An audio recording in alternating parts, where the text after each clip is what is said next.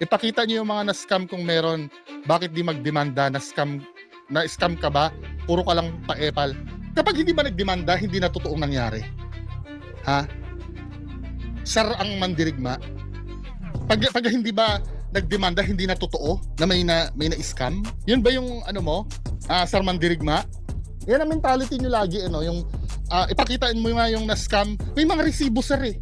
Pero sasabihin nyo, bakit hindi magdemanda? So ibig sabihin, hindi totoong na-scam pag hindi nagdemanda? Tarantado ka pala eh. Puro haka-haka. Paano naging haka-haka ang resibo? Ito si Ma'am Selly, ha, bibigyan kita. Paano naging haka-haka itong ano, kay Ma'am Selly? Yan ang tayo lagi, puro haka-haka, haka-haka. So ang idol mo walang haka-haka na ginawa? Idol mo nga sabi niya, ano eh, totoong Francis Leo Marcos sa name. Anong proof niya na totoong Francis Leo Marcos sa name niya? Is Francis Leo Marcos based on sa ginawa ng mga magulang ko. Pero may birth certificate ka na Francis Leo. Hindi ko pa mo yan nakikita. Hindi ko pa mo yan nakikita. May birth certificate ba si Norman Malusin? Yata, pero meron po. Kasi, Meron. So, meron. ano yung label na parents ba yung mother mo? Opo. Siya po. Siya.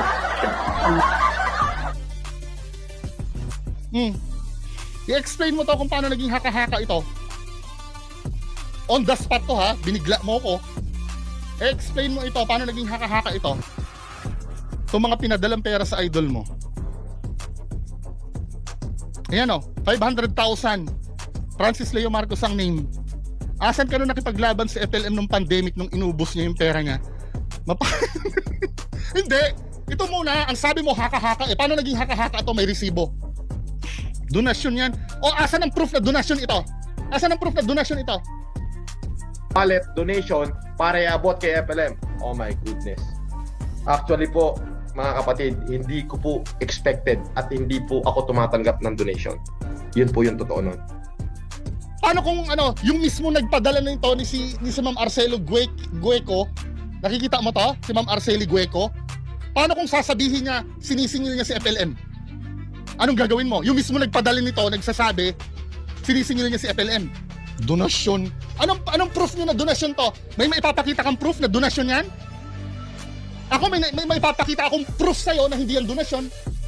Hindi, ang sabi mo donasyon eh. Asan na maipapakita mo na? Ako may maipapakita ko na ito ay hindi donasyon. Paano pag naipakita ko na hindi ito donasyon? Anong gagawin mo? Ipi-play ko sa'yo dito yung yung sinasabi ni Ma'am Gueco Arceli na sinisingil niya ito. Yan na, yung nakapangalan mismo sa resibo na yan. Ipi-play ko sa'yo, sinasabi niya, sinisingil niya si FLM pero minumura siya ni FLM. Ikaw, asa nang maipapakita mo na ito ay donasyon? Proof na ito ay donasyon. Tapos ngayon, mawawala ka. Akala mo hindi ako ready sa mga ganito? Live ito! Hindi! Asan ang ano dito? Asan ang proof mo na ito ay donasyon? At ako may ipapakita ako sa'yo na proof na ito ay hindi donasyon, ito ay sinisingil. Nung kami nag-usap, itinanong ko sa kanya, kailan mo ibabalik ang pera?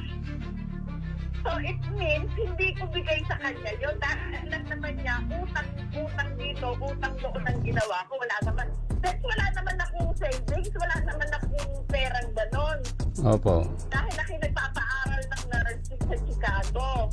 Oo nga po eh. Ginawan ko siya ng paraan. Actually, tatlo kaming mami. Ako, si Nelita, kami tatlo. Problema ba yon? Si FLM ang may utang sa inyo, hindi ako. O di, singilin natin si FLM. Tignan mo ha, unfair kayo eh. Pag ako ino-on the spot nyo ko, sinasagot ko kayo, tapos kayo iiwas? Unfair. Biro mo on the spot, hinanapan mo ako ng proof na in-scam, binigyan kita, tapos ikaw iiwas ka sa akin? Unfair. Wala ka masabi, di ba? Napakita mo na ito ay donasyon lamang. Magpa-public apology ako at hindi ko na i-content yung idol mo kahit kailan. Patunayan mo ito ay donasyon lamang. Donation sabay bulsa. Ungas. Ay? Donation sabay bulsa? Asan ang donation? Ipakita mo nga. Kaya lang, pag napatunayan ko na ito ay sinisingil nung nagpadala, anong gagawin mo?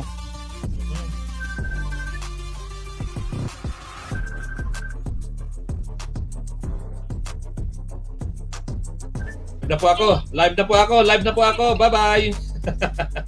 At paano ko? Kasi nung na-receive mo yung ano ko, pinadala ko na. May nahirap sa inyo eh. Go on the spotin nyo ako eh. Tapos ngayon, ano, handa ako anytime. Eh, ikaw handa ka anytime pagka ikaw ang inakusahan ko? 7 million. Ano, yung information na may utang siya na 2.7 million. Sabi niya, okay, sige, tulong. It's about time na kami naman ng Oh, ito yung ano, ito yung sinabi, ito yung hindi kinumpleto ni FLM. Ang sinabi ng matanda, okay, sige, tulong. It's about time naman, ako naman ang tulungan mo. Since 2020, tumulong kami sa'yo. Panay na ang tulong nila kay FLM. Akala ko ba galing sa pera niya yung pinapantulong niya before? O, ako naman ang tulungan mo. Hindi ko iniisip na nag-aaral pa anak ko. Inuna kita. I'm 73, no job. Single. Mag-isa na tinataguyod ang anak ko na nag-aaral. Nag-aaral pa ng nursing sa Chicago. I can't loan no more cause I'm jobless na senior. Pera ng anak ko yun. Hindi mo kinukumpleto yung sinasabi sa'yo eh. Nakulong po ako noon somehow in 2001. Marami ako abogado, so wala naman akong communication. Yung ano daw, yung voice recording na hindi naniningil ka siguro kay Bernard. Tinrayway ko yun eh. Alam mo naman, 400 billion na utang sa akin noon. Sabi ko, pare, padala mo na ako kahit 300. Kailangan ko pang pumunta rito sa Inidoro para... Kasi doon sa may Inidoro, may butas eh. Eh di ba patago yung cellphone? Doon ka magse-cellphone ko sa Abay Signal.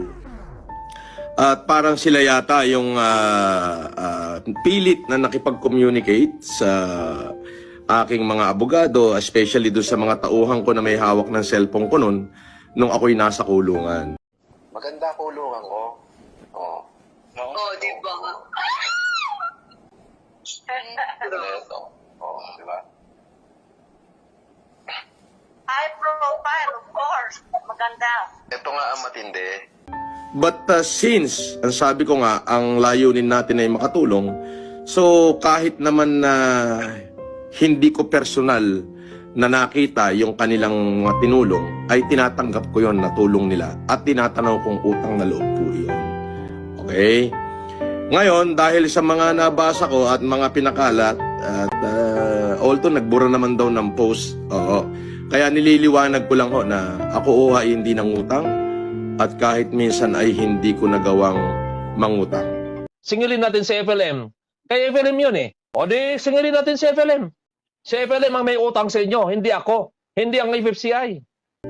So yun ho sa akin, hindi muna ako magbibigay ng pangalan dito sa regarding dito. Kaya maliwanag ho yan, kasi ayaw ko hong tanggapin yan, kasi ayaw ko hong tanggapin yan, kasi ayaw ko hong tanggapin yan. Pwede na!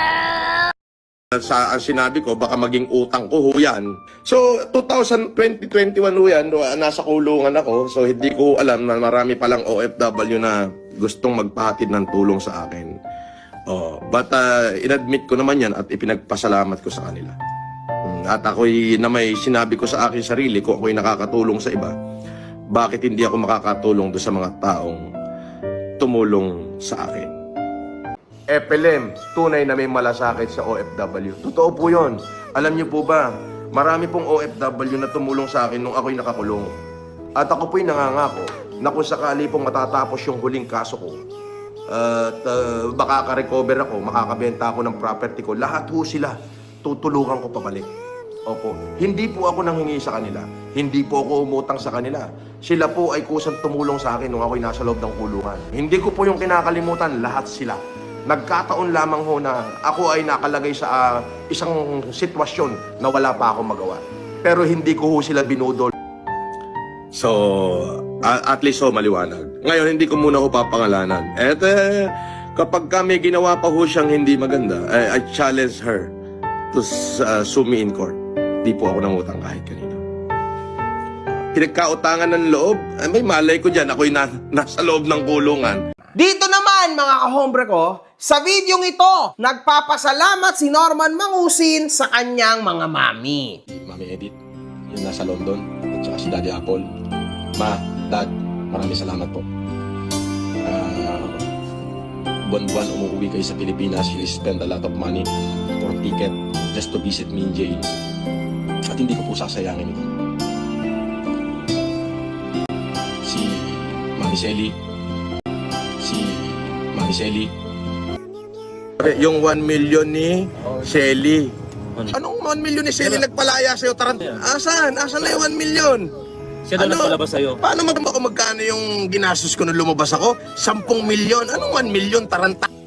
Walang niya, kaya 4 na araw ka nakulong dahil sa warrant mo sa sinasabi mong unjust vexation lang? Ako unang nagsampa. Ako unang nawaran. So, unjust fixation lang, kung ipahiya niyo ako sa buong Pilipinas, grabe, para akong pumatay.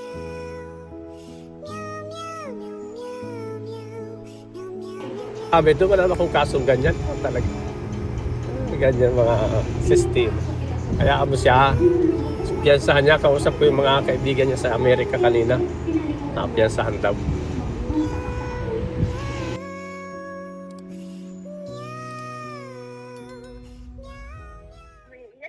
Ate, yung sinasabi yung 1 milyon na nang nakalabas na itong Sa kanya. itong naglabas. Sabi niyo ng kailangan, Nung yun ang kailangan para sa makalabas. nung lumabas na siya nung December. Yes, sa akin galing yun. Oh. Pero yung 1 milyon na naglabas sa kanya, sa akin naggaling yun. Oh.